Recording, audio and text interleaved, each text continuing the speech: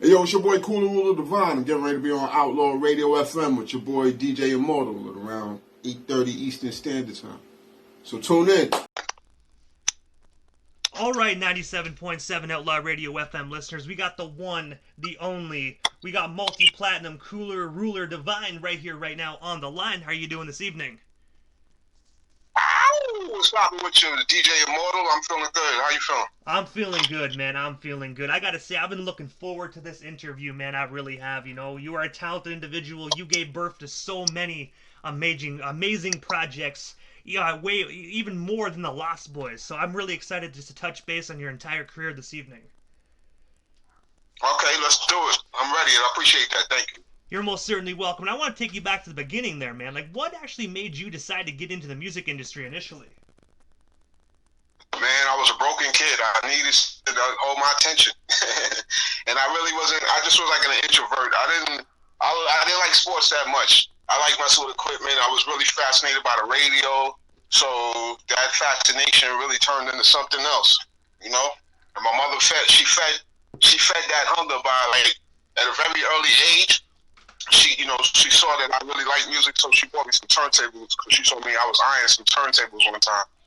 And that was like, that really like helped a lot because I didn't just DJ, with the turntables. I really figured out music. I really listened to the records, read the record labels, and discovered so many different things I could do with just equipment, records, tapes, and so on. And every time I got around my friends and so on, I was that kid that always wanted to, let's record something, let's do some music, something. And it was like, damn, come on.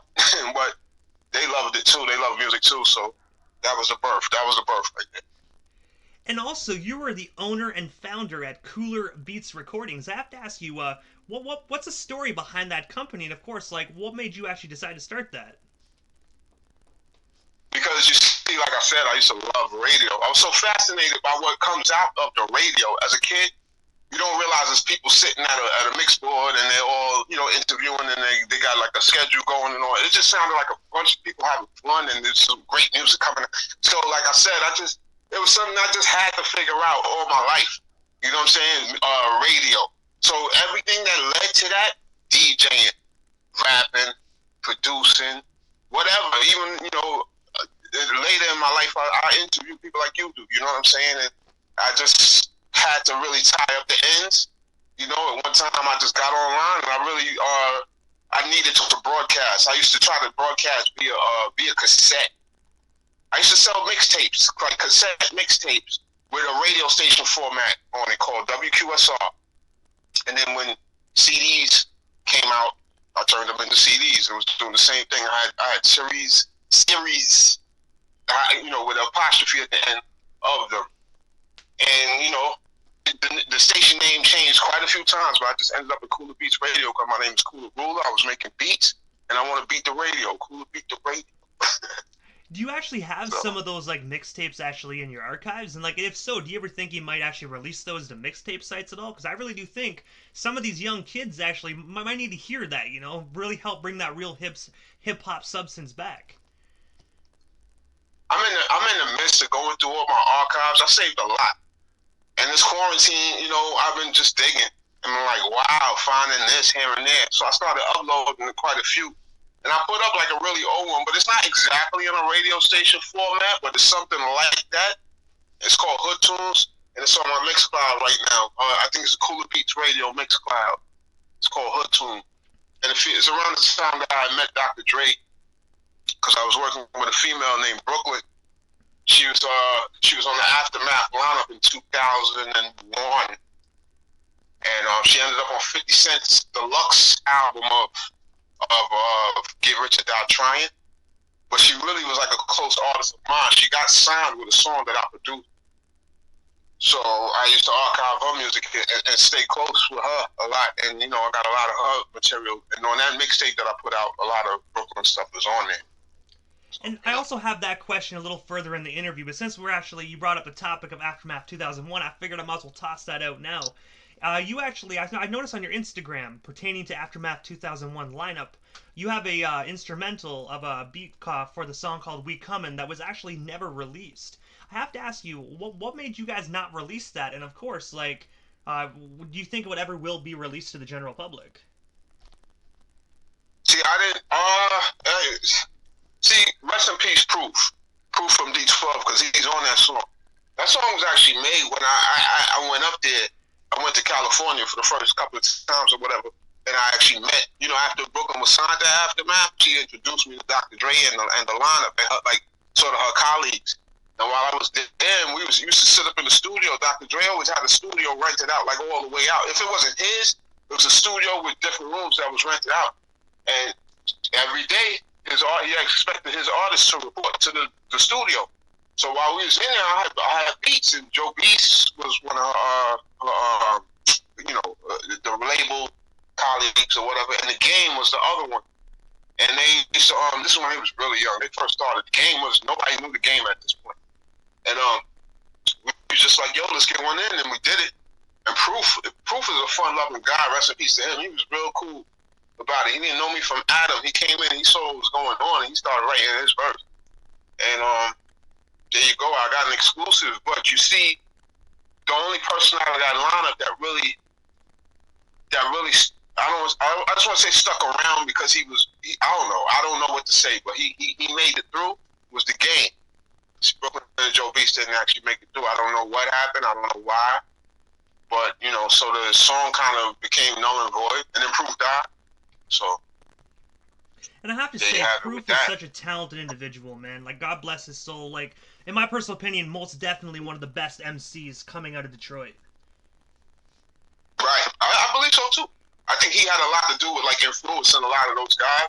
From the documentaries that I see, and even 8 Mile was, like, kind of like a play on him, too. I think he had a lot to do with, inspiring a lot of that Detroit talent. And also, in the 1990s, you were actually a member of the group Nocturnal that then changed their name to Quasar. I have to ask you, can you tell us a bit more about that group? And of course, like, what's the story behind it? Okay, 1992 is when I graduated from high school, right?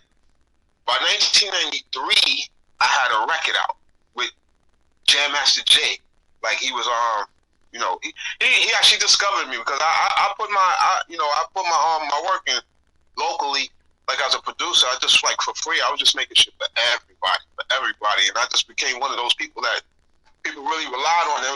I was helpful to them. So there's a female out of a group that was like the female Onyx one time, and they was I really helped her work on her lyrics to someone. So she was so thankful that she always used to talk about me to people, and she spoke about me to Jam Master Jay one day. And she was part of a girl group, so when girl groups talk, everybody listen. So they were talking to Jay one day, and she just said something about my name, brought my name up. My name used to be Big Dex, as you know from the Lost Way album, maybe. And she was like, yo, this kid Dex, he's nice on the beats or whatever. And then Jay pulled up on me. He pulled up on my mama house one day in the summertime, in the middle of the summer, him and 3 other cars, like 4 cars, a Saab, a Beamer, it was just a Benz and some other dope car that was out back in them days. And he came to see me about some beats. He heard I make beats. And the infamous story is I always got this beat tape on me, a 90-minute beat tape on me that that tape took me through like most of the 90s, But anyway, I heard Jay was coming, so I was sitting on the front step waiting for this. And he pulled up, and I walked over to the car and dapped him up, him and Randy Allen. Shout out to Randy Allen. I don't know. I've been trying to link back up with Randy Allen. Shouts to him. And Jam Master Jay just was like, yo, he didn't want to say much. He was like, you already know what it is. I heard you make beats. Let me hear what you got. So I pulled the tape out. I gave him the tape. I started playing the tape, and I explained to him.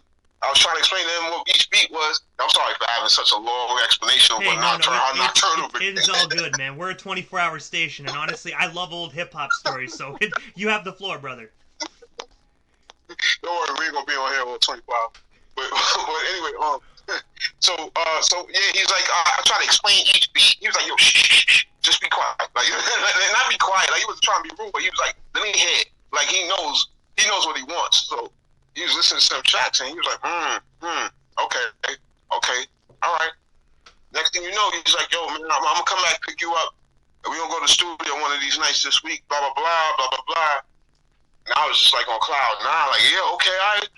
You know what I'm saying? And he came and got me, and then like eventually one day, and he just took me around with him to do what he does. You know what I'm saying? Like go to the bank, and you know what a regular day in the life with Jam Master Jay was, and him and Randy Allen or whatever. And yo, let me make sure that this phone is charging. I'm sorry. Oh no, it's all good. Amy, can you say something real quick? Okay, yeah. And we ended up that ended up being Shifty by Onyx, the remix for Shifty by Onyx. Man, like he took one of those beats off my beat tape. He told me, he said, yo, bring in the files for those. And we went to, I forget, I think Chung King or something like that. And we just uploaded them. And he had the engineer crispy it up. And then Jay added some things to it. He went in my bag of records and found some Quincy Jones and horns and stuff like that. And they added it to make inflections on the Shifty record, especially on Sticky Fingers part. When Sticky Fingers says crazy shit, Jam Master Jay was like, he would take like some horns from Quincy Jones and just blast it behind Sticky Fingers verse. And I learned a lot from that dude. From seeing that, I was making beats, but I wasn't doing it like that.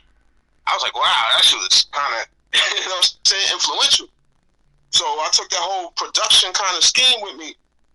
Mind you, around this time, Method Man, M-E-T-H-O-D, man, that was out. I remember Jam Master Jay and fucking Randy Allen loved that record. They OD'd on it. They played that shit back to back to back to back to back in the streets while we were riding around. That M-E-T-H-O-D. So that means Wu-Tang was just coming up. All right, so here we go. We're about to talk about Nocturnal. Let me get to it. My long ass story. Nocturnal, like Wu-Tang is a group of non-members who teamed up to eventually be solo artists. And that was the way things was going around then. They set up the trend for that. So of course I wanted to make my Wu-Tang. I had a lot of local artists around me that they were like family. Some of them was like cousins with each other already. These people knew each other. You know what I'm saying? It was like 7 groups worth of people, right? And I was trying to produce all of them, and I couldn't go through projects with each and every. So I decided to put them all together. Like, look, we're gonna work together. We're gonna be separate groups, but we're gonna work together. And that was the Nocturnal Project. That's why it's called Project. And funny thing is about that, it was dark. It was that horrorcore time. It was like before actually Helter Skelter dropped that Nocturnal album. We kind of had thought they stole it from us. Much love to them. We love them. You know what I'm saying? But, you know, back in the days when we was young, we was like, yo, did they, what the, right? But anyway, because we was around them a lot. That's around the time I started working on the Lost Boys project. While this was going on, I had known Mr. Cheeks, like a manager I had. We used to have the same manager. You know, I started working with him on his material, but he was like a solo artist. It wasn't a 4-man group yet. You know what I'm saying? But it was starting to develop. And then I hadn't seen it for a while, but we had split from my manager. My manager was a sucker. Rest in peace to him, though. God love him, but because he did a lot for us, but he did some crazy shit back then, so we was messing with him. So I went all hard with my Nocturnal team, and we just making music. Queens dudes making music, hardcore, underground shit. Until one of our members died. Scam, rest in peace, Scam. He got shot in front of a strip club. Some idiot just shot into the crowd, killed him, and that made us kind of switch up. At the same time, we started getting knowledge of ourselves. So we just went from that nocturnal shit, that darkness, to light, quasar, shining light. And QSR is how we spell quasar, because that's still for Queenside Radio. And if you was following my story, that was one of my radio station names. So there you go. And I do want to say my sincere condolences to your homie, man. Like, you know what I mean? That's a terrible way to go, but I do want to say my sincere condolences to your friend and also his family as well. Right, definitely. Thank you. Appreciate it. That was like 1997. We went through that. You know, thank you. And also, some people might not know this because I'm going to be honest, I didn't know this until I was doing more digging for this interview. But I also noticed that you were the co-producer for Biggie Smalls' song "Dreams." I have to ask you, how did you get connected with Biggie Smalls? And of course, what was it like actually being in the studio with him? Okay, when Lost Boys got signed to Upground, I can't even get the words out. Uptown Records. When they got signed to Uptown Records, that opened a lot of doors for a lot of things. I had a lot of meetings with a lot of different amazing people, and I had sessions with a lot of But one day, me and Mr. Cheeks is known as the Blues Brothers, and I'm telling you stories inside the stories. The Blues Brothers, because one day, butt naked Tim Dog, he was an A&R for Uptown Records. He had called us in. This is after Lost Boys was signed to Uptown. They were just making an album. The Cheeks only had like some underground record. People knew him, I think, off the Mary J. Blige remix at the time. I'm Going Down or whatever. The album wasn't done and out. So he called us to do a remix for Mary J. Blige's What's the 411 one time. She already had one. I don't know why. But I guess they were going to make like a extended EP or something like that. And they wanted to put Mr. Cheeks on it this time. Same Mary vocals, but with a Mr. Cheeks verse. And we went to do that. He called me for the beat. He called Cheeks for the verse. Me and Cheeks met up. We both wasn't driving. And when we met up on the Jamaica Avenue, Parsons, to take the train out to Manhattan, we both was wearing all blue Carhartt suits. All blue. We didn't plan this shit. Blue from the bottom to the top and hats. And we both had briefcases. I had a hard briefcase. He had the soft. We both walked up on each other wearing Carhartt suits. So from then on, we just ran with the name Blues Brothers. Me and him, because I rhyme too, so sometimes we made music together. We call each other Blues Brothers. But all right, now the materials that we left on the record, though, that remix never got taken. It didn't make the cut. It was a cool, it sounded cool and all that, but it was just too different. It wasn't. It didn't have the same What's the 411 vibe, so it just didn't make the cut.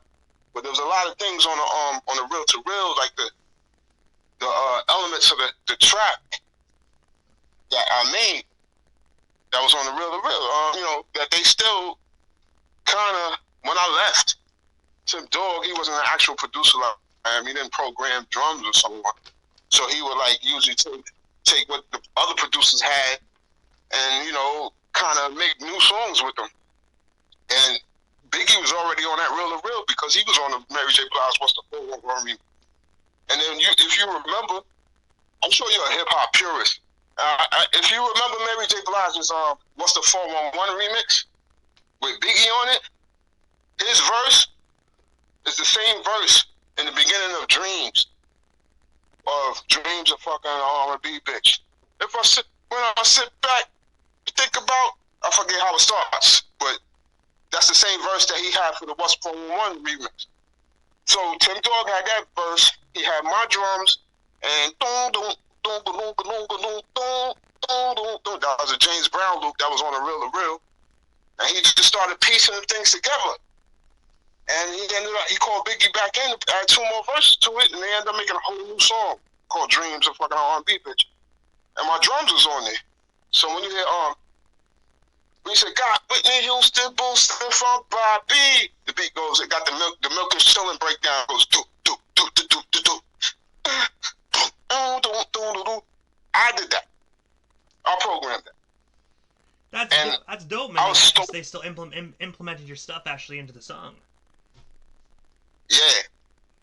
Real quick, I'm gonna tell you how I was super stoked even recently, because I'm a producer. I'm not that big of a producer, like a super platinum producer, but I have some things under my belt. So when I hear like super platinum people do things like Nicki redid Dreams recently, I heard and they had the same breakdown and everything. Huh? I heard about that. You didn't know that? Yeah. And whoever redid the beat, you can tell it's not the same beat, but they mimicked what I did, and I was hyped. I was like, wow. But yeah, that's how it goes. That's how I ended up. I'm gonna be honest. I'm a huge Biggie Smalls fan, but I can't. I cannot listen to Nicki Minaj. I just can't bring myself to that. So when I heard about it, I'm like, I'm just gonna leave it at that. Like, no, That's no cool. disrespect to her. No disrespect. She's very talented. It's just not my No, that's my cool. cup of That's tea of cool. music. That's cool. You don't gotta explain to me. I know what that is. It's like barbershop talk. I'm not mad. You don't have to like every rapper. I don't care if I know or not. I don't really know it like that. But you know, I hear you. I hear you. Some people can't stand Cardi B. You know. And also, you actually did some production work for the late great Sean Price. I have to ask you, how did you and him actually get connected? And of course, what was it like working with him? A white dude that I know named Uwat the Don that was just trying to make some music, and he had a couple of dollars in his pocket, and he actually he got another Lost Boy connection, kind of, because he met Cheeks first, and then he ended up meeting me, and me and he was like, we kicked it off to the side and ended up making some music, and he knew Sean Price, he knew quite a few people, because he used to work in the airport, and I guess when all those stars came in, he would approach them and like exchange numbers and so on.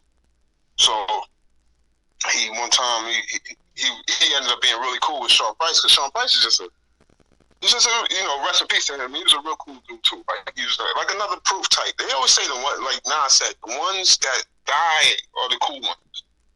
But yeah. So him and Uwap was on that kind of level where whatever Uwap asked for, he got it from Sean Price.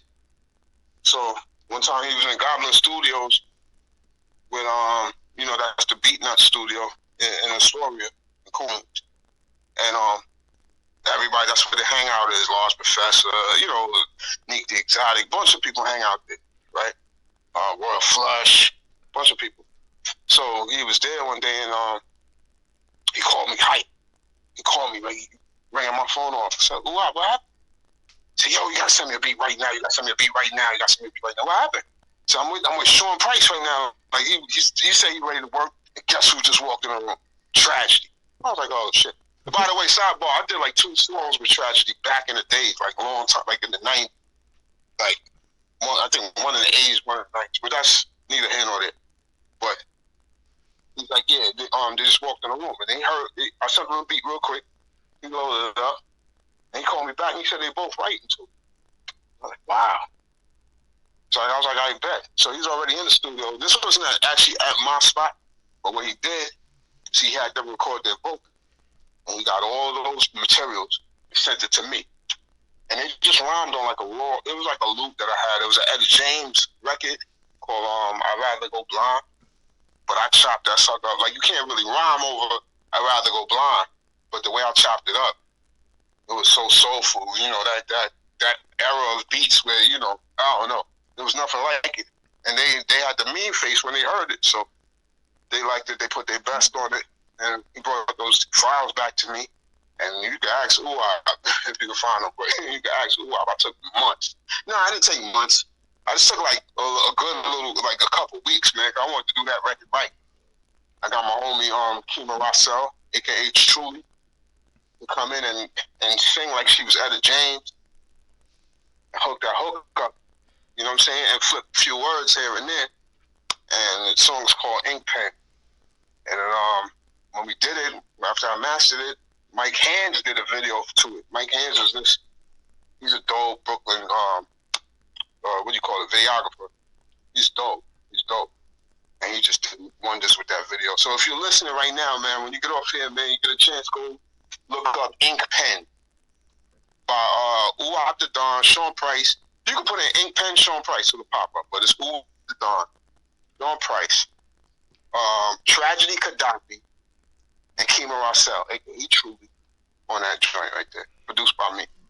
And I have to say, first and foremost, before we move off the Sean Price topic, God bless his soul, man.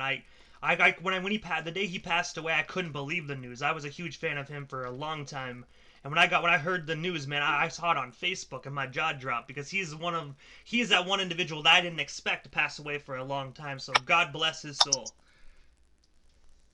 I was surprised. I'm not, you know, I wasn't that close to him, but one of my young boys that don't even really listen to Sean Price, you don't listen to that old school kind of rap, called me and said, yo, because he know I did the song with him. He said, didn't your man just die?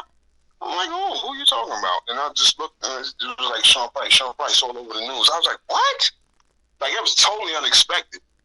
I was like, wow.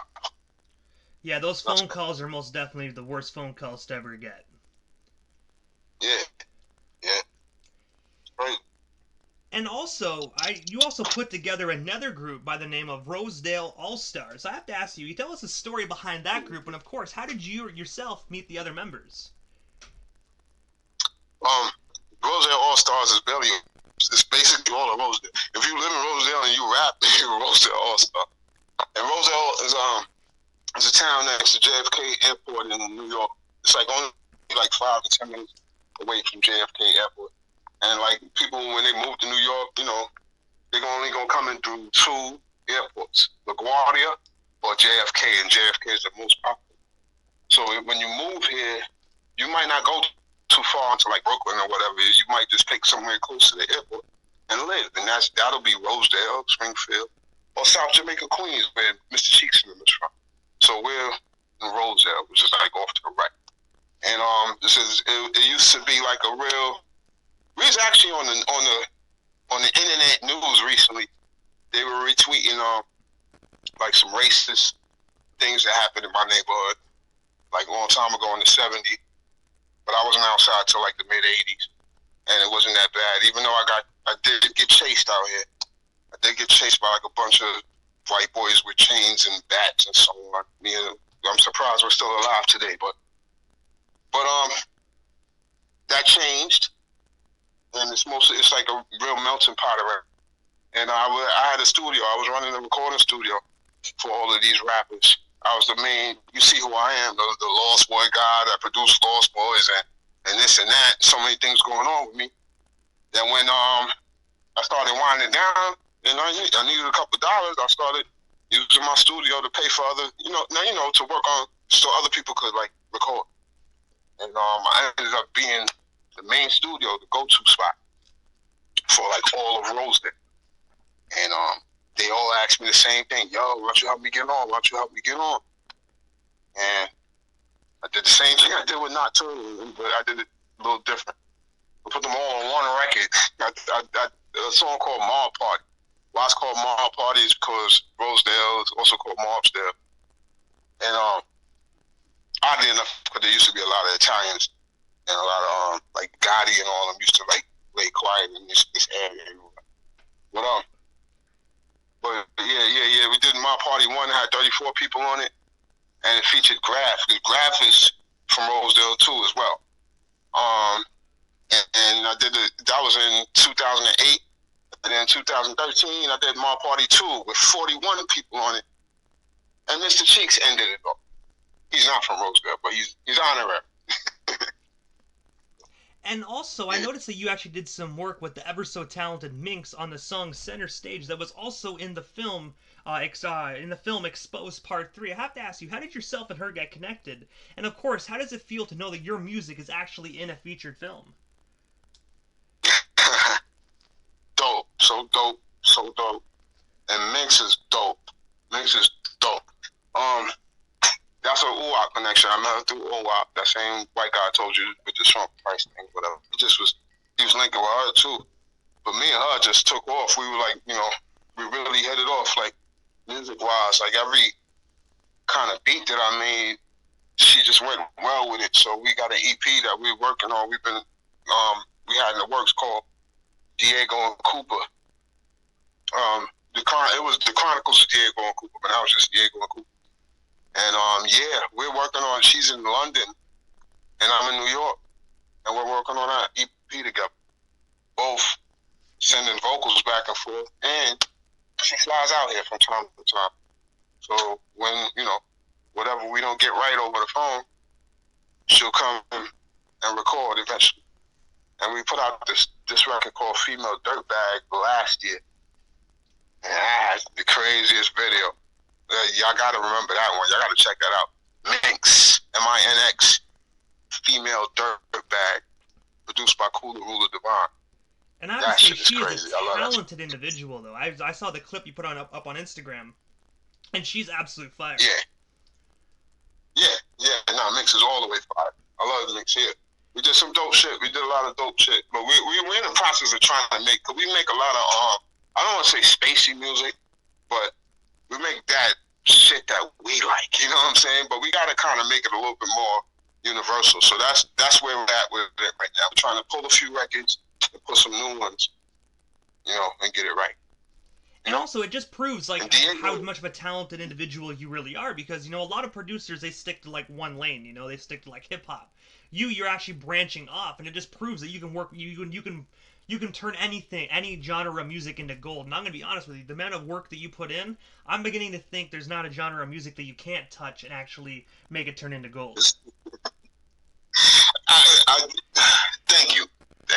I just see it different. I don't know, man. I always get mad when like new producers come around and you know they just do like one thing and they really think they hot shit. But I can't judge. You know what I'm saying? Software made some Superman. Software made Superman out here. But I don't know. I like everything. If you love everything, you should be able to make everything. You know what I'm saying? I like black, white. I went to a all white Catholic school for 9 years of my life. I used to listen to NXS, George Michael. Who else? Like just Menudo, just a bunch of different shit, as well as good ass Run DMC, Joeski Love, fucking Steady B, whatever, hip hop, Cool G. I listened to all of that shit and I loved it all. And my sister said when I was really young, my older sister, she said like I was playing on the organ and she heard me playing the keys in the room. She was in another room. Till she heard something, she came running in the room. She said she heard me playing the theme to Charlie's Angels on the organ with no sheet music, and I was probably like 4. I was like, holy shit! I didn't know I did that. She said I did. And going back to the NXS for a minute, like I'm not gonna lie to you, man, they actually are phenomenal, man. I saw them in concert. I think it was about 4 years ago at a music festival in my hometown, and it was like the reunion with all the members together. And I gotta say, I'm a pure hip hop head, so there's not a lot of music I'll listen to that's not hip hop. But they blew my freaking ass away. I was standing there front crowd, and I ain't gonna lie to you, man. I started headbanging to that shit. Yo, Immortal. What is hip hop? Hip hop is a blend, is a fusion of everything, right? Most definitely, like, I agree. You know, but I also agree it's a culture. A lot of people think it's just a genre of music, but in my personal opinion, it's a culture. Mm-hmm. It most definitely is. It most definitely is. Yeah. They have 5 elements to hip hop. I hope I don't forget. When it's rapping, DJing, breakdancing, graffiti, and knowledge. That's knowledge. That's a lot. That's most definitely, man. And a lot of people say beatboxing as well, but I kind of just put that in with the MCing type of things, right? Because like people, it is using your vocals, it is using your voice. And sometimes why. You know what I'm saying? And sometimes why. But I do got to say this though. The one thing that I really don't understand with today when we're on the topic of hip hop culture, a lot of individuals, man, they don't understand that graffiti art is actually a form of hip hop. Because one day I saw one guy in my hometown doing some graffiti art underneath one of the overpasses, and I was like, "Yo, doing some hip hop." I see, and the guy's like, "Yo, excuse my language," but he's like, "Yo, you're fucking retarded. What do you mean hip hop?" I'm like, "Dude, that's an element of hip hop. You're doing graffiti art, man. That's hip hop." And the guy looked at me like I was stupid. I'm like, "You don't get it," and I kept walking away. I'm like, "Damn, man." Yeah, he just needs to see a movie or two. I can see that. I could definitely see that happen. It like totally missed him. He's loving graffiti, but he knows nothing. He didn't know that it had anything to do with hip hop. He probably can't stand hip hop. That's crazy. I know a white guy. His name is Dave. He's legendary in New York. He's called the Running Man. Like they call him the Running Man because it was just he knows how to do this running symbol. The guy that's running in like one spray can stroke. It's just crazy, but it's dope. And he's a white guy. He don't know much about hip hop either. And I also have to mention this as well, aside from your music production side of things, going back to the radio side of stuff, I also noticed you were the host of the Stress Free Radio Show. I have to ask you, how can our listeners how can listeners tune into that? And of course, what is your topics of conversation, and what do you offer when it comes to that radio station? When it comes to that radio show, sorry. The Stress Free Radio Show was I used to get the highest celebrity that I can find, get them to sit down, take a drink with me. So I guess it's kind of like the drink champ thing, but I don't want to call it drink champ. It wasn't there. It's a little different. I would ask you some questions like from the beginning to the end, like I guess sort of like how me and you doing it, but like I would get some good, like one of my best interviews, even though I hated it because I was kind of drunk and I kept interrupting, but it got me like the highest amount of views on YouTube, and it was really at the end of the day, it just came out to be a dope interview. Was Cuban Link.